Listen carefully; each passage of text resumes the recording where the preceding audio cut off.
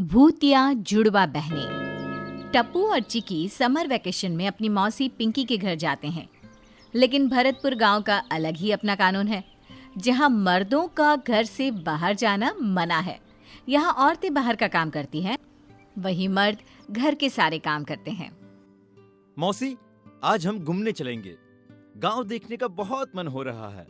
शहर में ये सब कहाँ जो गांव में है। हरी भरी वादियाँ, ये खेत, ये सब देखने नहीं मिलता। बेटा, तू बाहर नहीं जा सकता है। चिकी को हम कल अपने साथ ले जाकर गांव दिखा देंगे और तुम चिकी से सुन लेना। और इतनी बड़ी खिड़की तो है यहाँ, तुम यहाँ बैठकर भी बहुत कुछ देख सकोगे। नहीं, मुझे देखना है बस। हम यहाँ घूमने आए हैं मौसी। चिक्की घूम सकती है तो फिर मैं क्यों नहीं? मौसी, इसे भी ले चलेंगे तो क्या हो जाएगा? हम सब खूब मजे करेंगे। इतने में ही रूही वहाँ आ जाती है और टप्पू से कहती है, भैया, यहाँ कोई भी लड़का घर से बाहर नहीं निकलता है। देखो, बाबा भी तो घर पर ही रहते हैं ना। लेकिन ऐसा क्यों? कोई तो वजह होगी ना। बेटा, इस गांव का यही नियम है। सभी मर्द अपने घरों में ही रहते हैं, उनका बाहर जाना मना है। तभी तो हम खेत पर जाते हैं और रूही के पापा घर में खाना बनाते हैं। लेकिन ऐसा क्यों मौसी? कोई तो वजह होगी। हाँ, बरसों पुरानी बात है। इस गांव में अचानक एक औरत सफेद कपड़ों में घूमती नजर आने लगी थी। एक रात जब मुखिया जी ने उसे देखा तो पता चला कि वो गर्भवती है। ए औरत, तू यहाँ इस हालत में घूमती रहती है। तेरा घर बार नहीं है क्या? इस गांव के सभी लोगों की जिम्मेदारी मेरी है। मेरा कोई घर नहीं है, मैं विधवा हूँ। ठीक है, आज के बाद तुम मेरे घर पर रहोगे जब तक तुम्हें बच्चे नहीं हो जाते। औरत मुखिया के घर पर रहने लगी। फिर क्या हुआ? गांव के लोग मरने लगे।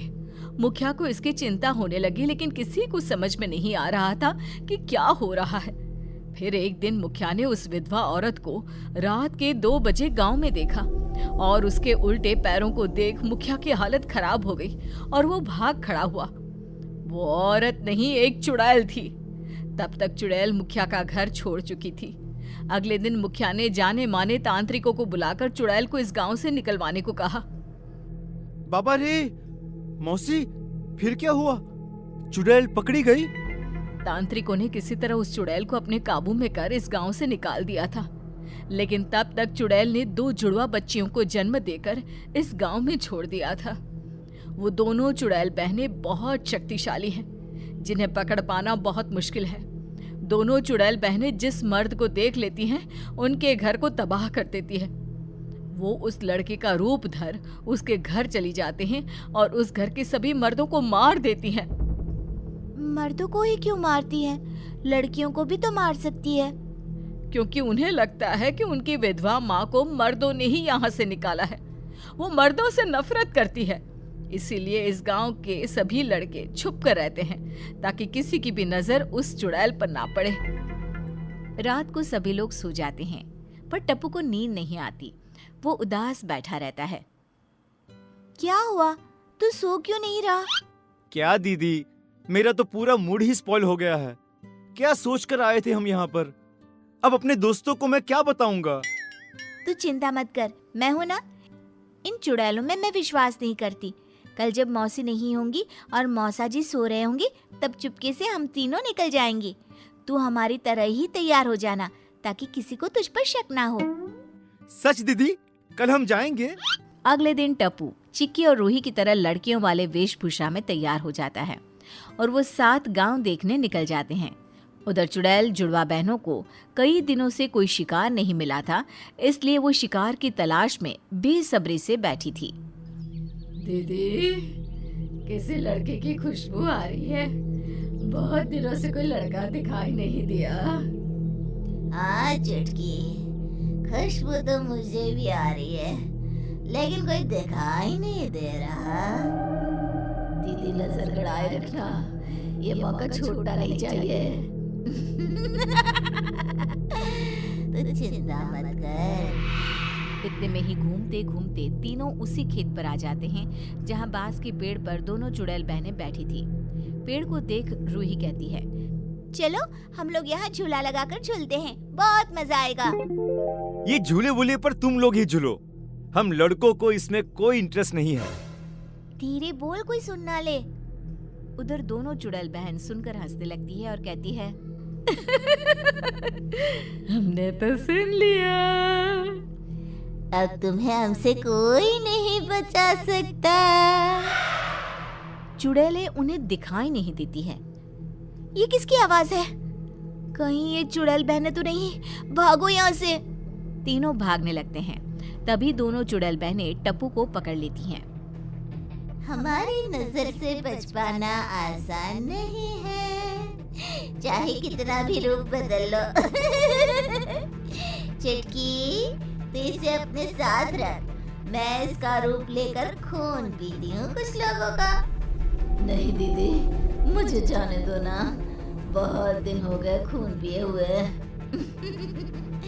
ठीक है, तू ही चली जा। चुड़ैल बहन टप्पू की शक्ल लेकर रूही और चिकी के पीछे पीछे भागती है। इधर दूसरी चुड़ैल टप्पू को अपने साथ पेड़ पर ले जाती है। टप्पू की शक्ल में चुड़ैल चिकी से कहती है, दीदी जल्दी भागो, कहीं चुड़ैल हमें पकड़ ना ले।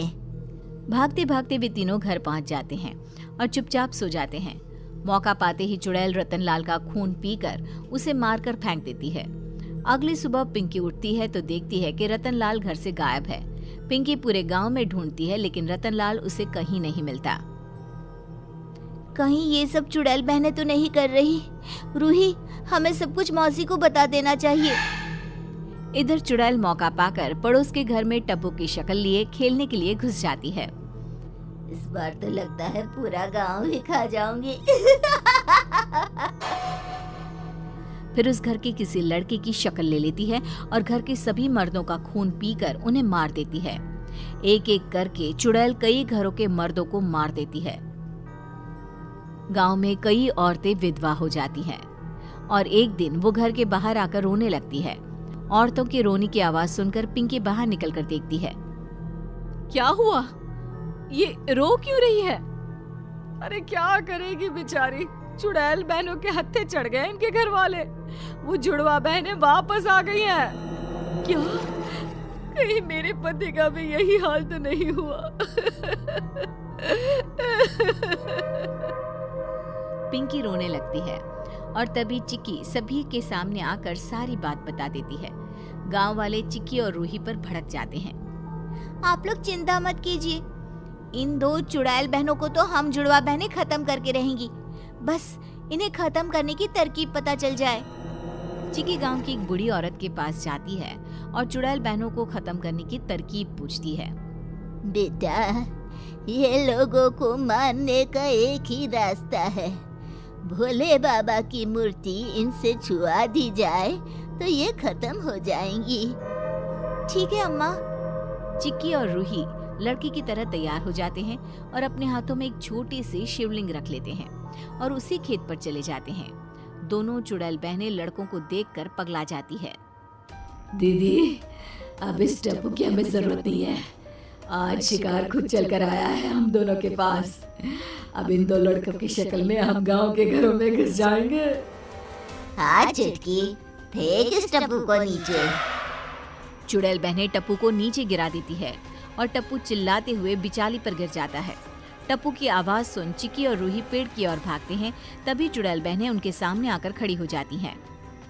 लगता है गांव में तुम नए आए हो, तभी किसी ने तुम्हें यहाँ के बारे में नहीं बताया।